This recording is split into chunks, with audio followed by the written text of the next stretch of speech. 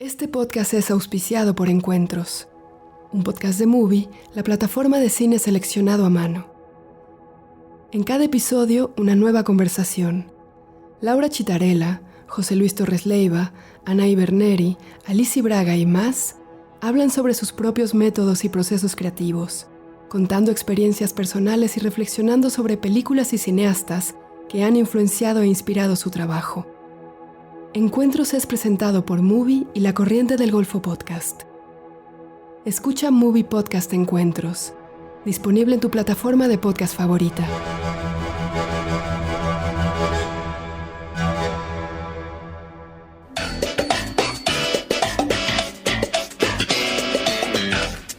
I think I can sum up the show for you with one word. Nothing. Nothing? Nothing. What does that mean? The show is about nothing.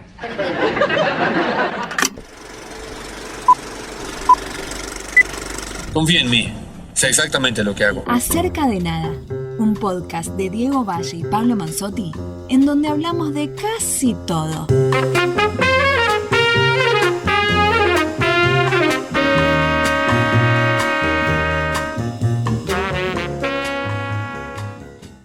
Hola, ¿cómo les va? Bienvenidas, bienvenidos a otro episodio de Acerca de Nada, el podcast que hacemos con el auspicio de Movie y acompañado ahora con la voz que me queda y que le queda por don Pablo Manzotti. Hola Pablo, aquí en medio entre la euforia futbolera post-Inglaterra. Vamos a hablar algo de cine si se puede. Sí, claro. Porque sí que se puede, aparte, podríamos incluso hablar de la película El Partido, incluso, ya si no se puede en relación, ¿no? De ese gran documental acerca del partido contra Inglaterra entre Argentina en 1986. Pero no, aparte, y obviamente el Mundial ya se termina el domingo, pase lo que pase, después habrá para vivir el post-Mundial. La realidad es que se estrena una de las películas, por lo menos en términos de envergadura, ¿no? Esto no tiene que ver solo con la calidad de envergadura de estreno, y en este momento del cine, atravesando una etapa tan particular de la historia, muy importante, ¿no? Que es la Odisea, versión Christopher Nolan. Sí, totalmente. Uno de los pocos cineastas que genera esta pasión cinéfila a tan gran escala, ¿no? Recordemos, por ejemplo, que las entradas para la Odisea en las funciones de 70 milímetros en todo el mundo se empezaron a vender hace un año y se agotaban y se caían las web de las cadenas, ¿no? Que tenían la venta anticipada, con lo cual esto marca, digamos, un nivel de fidelidad, de euforia, que ningún otro autor cinematográfico creo que hoy genera, porque, ok, siguen filmando Cameron, sigue filmando Spielberg, hace poco estrenó una película que nos gustó bastante, pero ninguno hoy por hoy genera esta admiración y esta pasión y esta avidez, ¿no? Creo que todo en el cine de Nolan hoy es gigantesco para bien y en algunos aspectos para mal. Ahora lo podríamos analizar, pero en principio yo celebro que todavía haya alguien hoy con estas ínfulas y esta capacidad de convocatoria. Vos arrancaste, creo, ya un principio de análisis comparándolo, no comparándolo en términos de factura, pero sí en el lugar que ocupan en la industria con un Cameron, con un Spielberg, que son una generación anterior, y yo coincido en que Nolan logró meterse en ese lugar dentro del cine mainstream de esos directores que mantienen una marca autoral, sea el proyecto que lleven, quieren dejar una marca narrativa. Bueno, Scorsese también estaría y entraría dentro del grupo que vos decís. Scorsese nos genera más interés a todos los cinéfilos o especialistas que sea una cosa masiva como lo que sucede con Nolan. Habría que ver ahí en el medio de los dos grupos, metería a Tarantino, por ahí, más cercano a la que tiene esta cosa de adhesión fuerte, aunque sus películas no es que rompen taquilla, tiene quizás más prensa que taquilla, me estaba quedando... No, y por David ejemplo, Fincher, Paul ¿no? Thomas David Anderson, Fincher, digamos, que que ahora va una a ser... película grande Claro. como La Última, Una batalla tras Paul otra, Thomas Anderson, claro, ahí ¿no? está, Una sí, película también. de 100 millones de dólares, que para el cine de Paul Claro, Thomas Anderson era una locura, pero si revisamos las cifras de Nolan y de la Odisea costó 250 millones de dólares 250. la realización. Se calcula que este primer fin de semana en todo el mundo va a recaudar más de 200 millones de dólares. O sea, son números muy grandes, incluso para el terreno de las películas épicas tipo El Señor de los Sí, claro. Anillos, ¿no? Un Peter Jackson o un Avatar. O sea, cifras realmente descomunales y que marcan, bueno, que ya su sola presencia, su solo nombre, convoca a multitudes. Ahí yo que coincido con vos en eso, me parece que sí, que la película va a andar, va a acercarse seguramente, esto es una proyección, lo hablaremos la próxima vez que hagamos el podcast, pero va a andar por el billón, como le dicen Sí. los americanos, Mil millones, seguramente. sí, sí. Sí, 1.000 millones de dólares.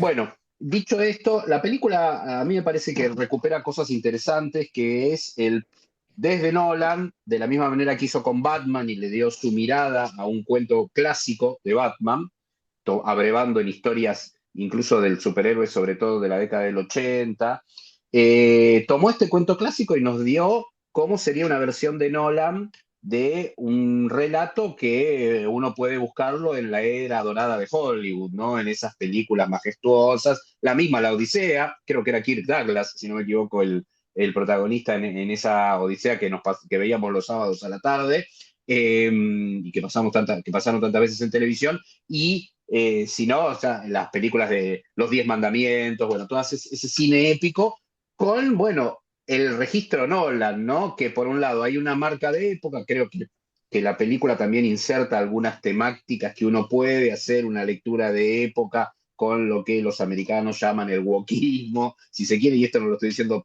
peyorativamente yo, ¿no? A mí me pareció correcta porque aparte es medida la lectura, no es una cosa exacerbada, como está tangencialmente tocado ese aspecto.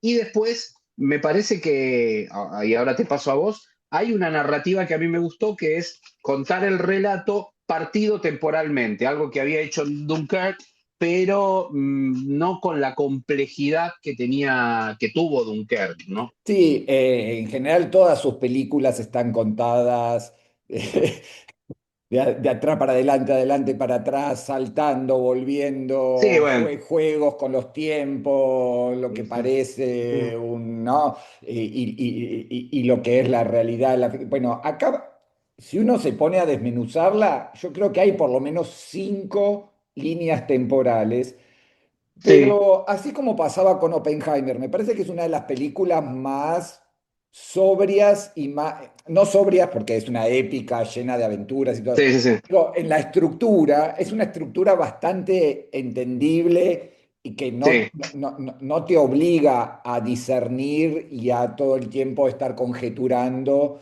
sino más bien hay un par de líneas en la actualidad de la historia y 2 o 3 flashbacks que te llevan a la guerra de Troya, a cómo se infiltraron con el famoso claro. caballo. A esta altura no es un spoiler, digo, eso lo sabe todo el mundo. Y el por qué ha desaparecido el personaje de Odiseo, ¿no? ¿Por qué no vuelve? ¿Por qué Penélope lo sigue esperando 10 años después de terminada la guerra de Troya? Y entonces entenderemos por qué no vuelve, por qué su hijo, que lo interpreta Ujú. Tom Holland, sale a buscarlo.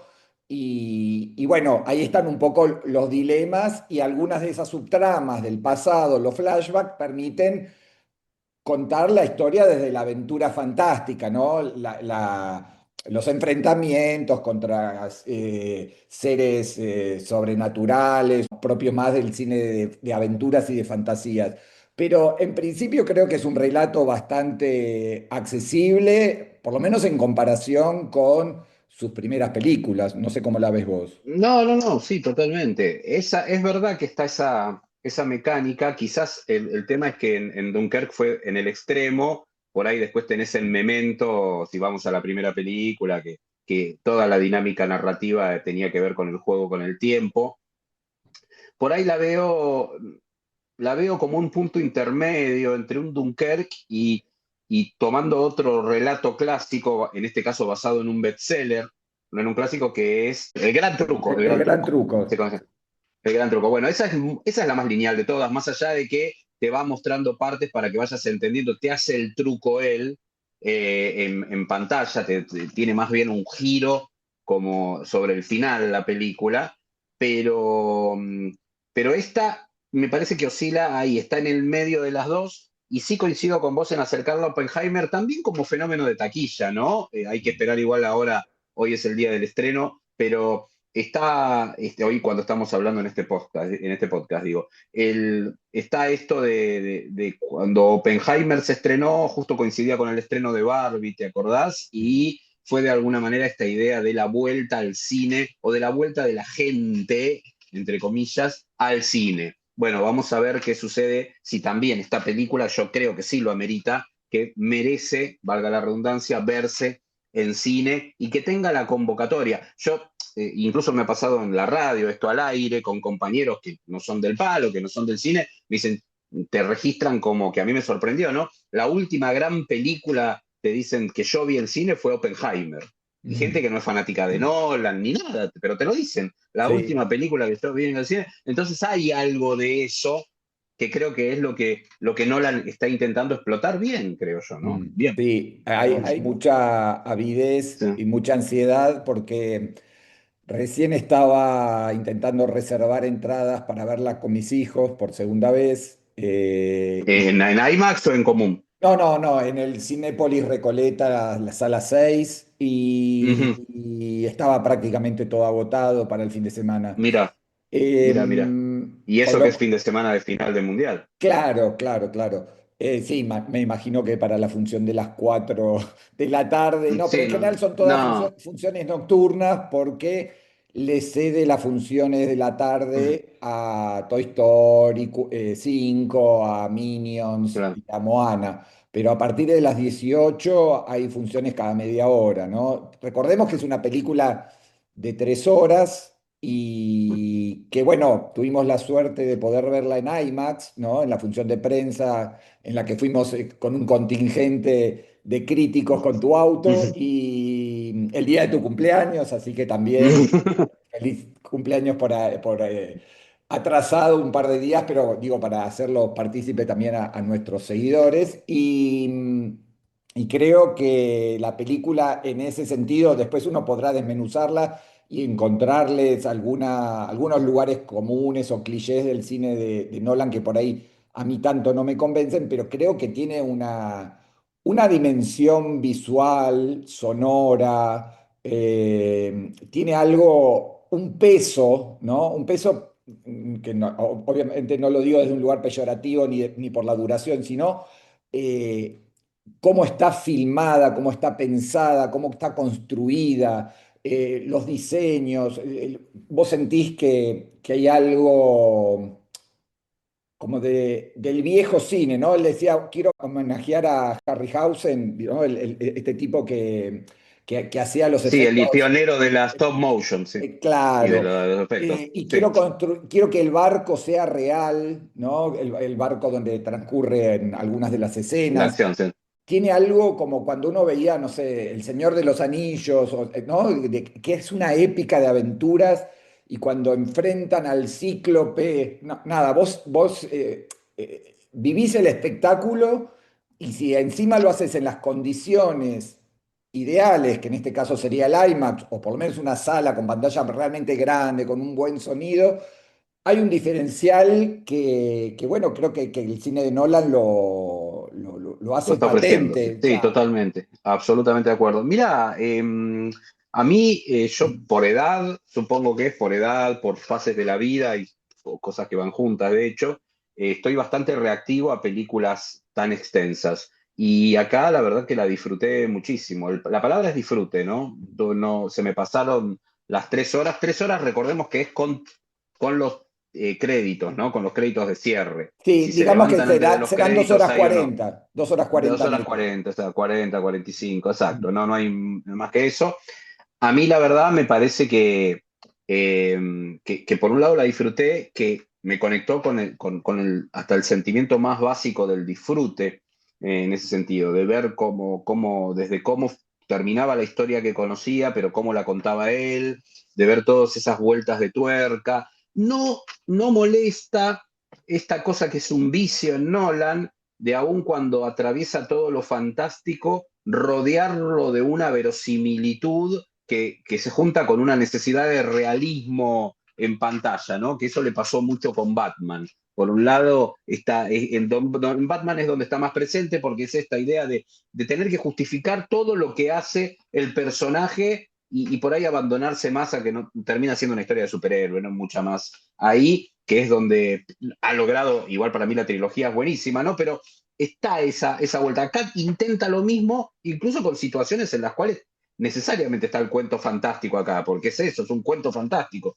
Y bueno, y aún así no molesta eso, no molesta para nada, está estetizada está estetizada a lo Nolan y no está mal. Realmente las actuaciones me parecieron correctas también. Sí, perdón, no, Sí, iba a agregar que sí, además de Matt Damon y de Tom Holland, que los nombramos, está Anne Hathaway sí, como el Penélope, Penelo. pero también, bueno, Robert Pattinson en un rol medio de villano, Sí, Zendaya, Charlize Theron, Elliot Page, Samantha Morton, John Bernthal, o sea, y podemos ir, John Leguizamo, que hace un muy buen papel John Leguizamo, secundario, Mia Goth, o sea, miedo. también hay algo ahí de que todo el Star System, cuando Nolan lo convoca, en muchos casos dicen que sí, aún sabiendo, como el caso de Zendaya, que va a tener un personaje muy secundario.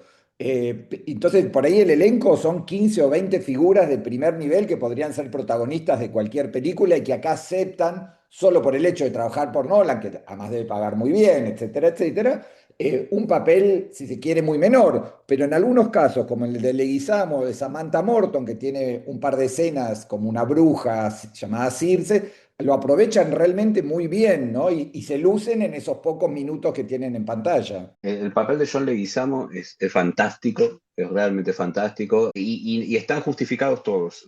Esclavo, Eh, barra sirviente, barra Sí, ladero, ciego, pero sí. muy, muy logrado, ¿no? O sea, realmente sentís que cada vez que aparece la película levanta. Después creo que, bueno, que algo que es un poco el sello Nolan, que a algunos espectadores les puede, no sé si molestar o abrumar. La película tiene esa solemnidad y esa ampulosidad que son parte de su esencia. Creo que en este caso no molesta, pero si uno cree que acá vas a tener algunos dejos cómicos o humorísticos, como puede tener no sé, un Spielberg con Indiana Jones o un Peter Jackson con El Señor de los Anillos, o bueno, o cualquiera de estos cineastas que hacen películas, o ni que hablar Misión Imposible, o digamos, películas de gran espectáculo, pero que tienen la posibilidad de algún desahogo cómico, humorístico. Bueno, en el cine de Nolan no lo hay, no lo quiere, No hay nada, no lo busca, y no hay entonces, nada de nada. no, claro, es tambores, ¿no? Sí, sí, sí. Y Sí, vamos sí, a los sí. bifes. No, y casi es muy difícil encontrarlo en cualquiera de sus películas. Vos decís, ¿no? Toda esta que señalaba yo, El Gran Truco, toda la trilogía de Batman, decís qué momentos de descompresión tienen, de humor, no es parte de su esencia. Eso, a mí la verdad, bueno, ahora vamos a estar atentos, seguramente este año no va a decir nada, que va a estar vigilando, porque es muy vigilante de su obra, a nivel mundial, cómo se está estrenando, en qué características, va a ser un seguimiento de la taquilla y todo eso, pero bueno, se esperará hasta el año que viene a ver con ansias cuál va a ser su nuevo proyecto. Yo siempre digo que a mí me gustaría verlo un poco a lo Fincher, ¿no? Que Fincher también ha tenido esos momentos grandilocuentes. A mí me gusta igual más el cine de Fincher, pero esos momentos grandilocuentes, y después se ha permitido hacer películas como Asesino, esta que hizo para Netflix, que es una película chiquita, que está muy bien, que es un gran policial, que abreva incluso en el cine europeo, es una cosa Sí, en yo el cine de la dudo. década del 70. Yo estoy esperando que haga una cosa así, que Sí, diga, yo bueno, dudo hacete un que pueda policial bajar. lineal. claro, No quiero, no creo. Sí, yo tampoco, yo tampoco. que baje de registro, ¿no? Digamos, está subido a un caballo que me parece que ya lo lleva solo. Ahora, así como uno puede cuestionar alguna cuestión de ampulosidad o pretenciosidad o solemnidad de su cine, también es alguien que ha luchado mucho por llegar al lugar que está, por mantenerlo y por sostener e imponer su poder en la industria. Recordemos, creo que lo hemos dicho en algún episodio anterior, hablando un poco del lugar de los autores. Él es uno de los pocos que no solo mantiene el corte final, sino que por Sí, sí, sí. contrato no permite que nadie del estudio Sí, vaya al sí. rodaje o a la mesa de montaje y pueda opinar, pueda decir algo. Es alguien que está, como vos decías recién, muy atento a dónde y cómo se estrenan las películas. Quiere que la mayoría de las salas posibles o disponibles en IMAX, y más aún las que tienen proyección en fílmico y las que tienen incluso proyección en 70 milímetros, con esas copias que pesan 140 kilos y que ocupan un camión, bueno, él apuesta por eso. Es como un defensor a ultranza de la experiencia cinéfila en la mayor escala posible. Y en ese sentido hay una sintonía entre lo que filma y cómo quiere que eso se perciba y se disfrute, ¿no? Me parece que hay una coherencia. Después uno puede decir, bueno, bajad dos tonos, te pasaste dos pueblos, pero hay una coherencia entre lo que hace y cómo quiere que se consuma eso. Y eso es lo que a mí más me agrada de él, ¿no? Como más allá de su cine en sí mismo, la actitud política que tiene frente a su cine, esto de pararse de manos, como sería acá, como le diríamos, frente a los estudios, de defender eso. Después, bueno, evaluemos la calidad de la obra, pero defender eso en estos momentos no es poca cosa. Es lo mismo que hace Tom Cruise, digamos, con sus producciones, de tratar de decir, bueno, che, esto no tiene que morir, hay que defenderlo desde este lado. Me parece que está buenísimo. Y después, la verdad, yo invito a que la vayan a ver, porque no hay esas películas que crees que recomendás y que muy difícilmente no le guste a alguien. Yo creo que la van a disfrutar mucho.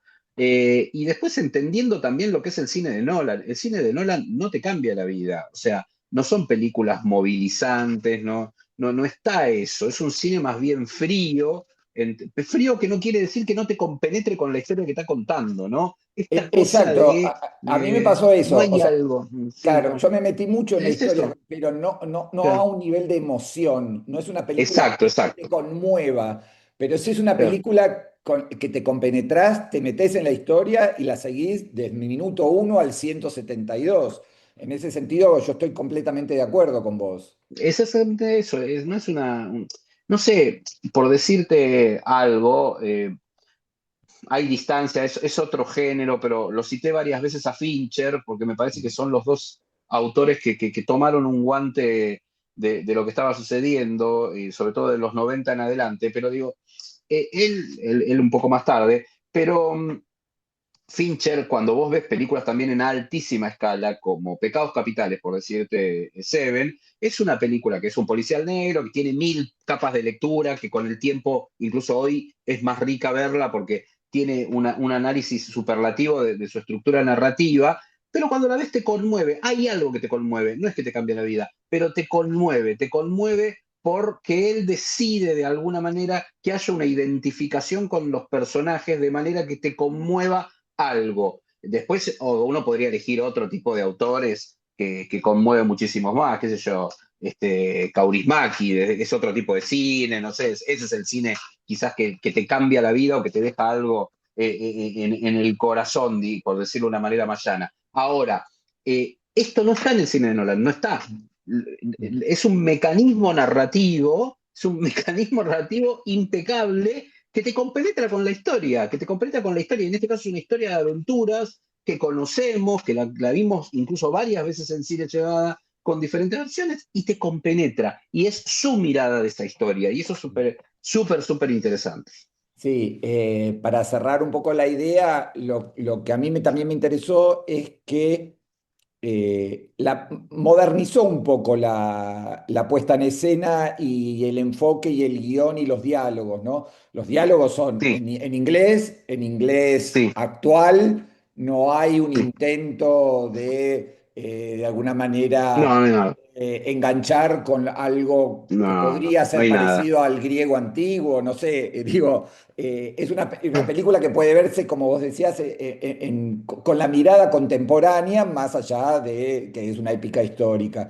Y la recomendación final es un poco reiterar lo que decíamos al comienzo, de si pueden verla en el Malva en 35 milímetros o en el IMAX, porque la pantalla y el sonido son realmente impresionantes, o en todo caso busquen en su complejo favorito alguna sala que tenga o Dolby Atmos o que realmente no sea la sala más chiquita del complejo, como que me parece que tomarse este trabajo de buscar un buen lugar va a ampliar el disfrute de la película. Absolutamente, absolutamente, coincido. Hay que ir a verlo al cine, dicho Buenísimo. directamente. Hay que ir a Bueno, verlo al cine. y esperemos que Bueno, la épica futbolística también termine, no como una tragedia, sino como las grandes aventuras, ¿no? Digo, estamos hablando de la futbolística que termina este domingo.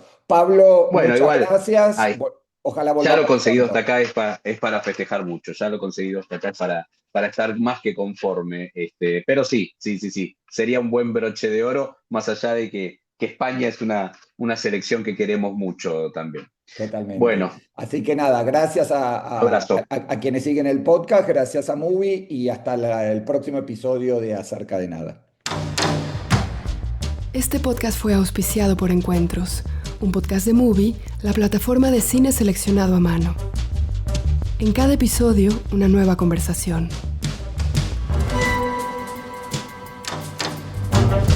María Aparicio, Natalia Beristain, Gustavo Vinagre, Lila Vilés y más hablan sobre sus propios métodos y procesos creativos, contando experiencias personales y reflexionando sobre películas y cineastas que han influenciado e inspirado su trabajo.